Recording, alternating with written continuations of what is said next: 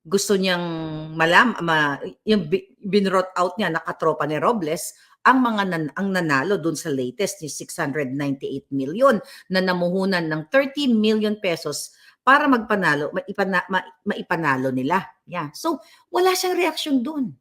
You know what? Ilang beses ko ba sabihin dito, okay, hindi tayo pinapakinggan kasi what?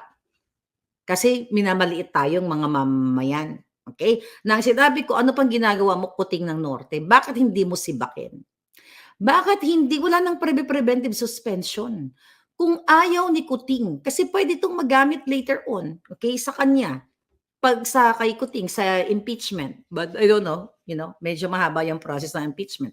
I don't think na you Filipinos, tayo lahat, ay gusto ng ganyang mahabang proseso. Mas gusto natin madalian. So, hindi ayaw niyang sibakin si Robles. Kasi nga, pet yan ni Lisa.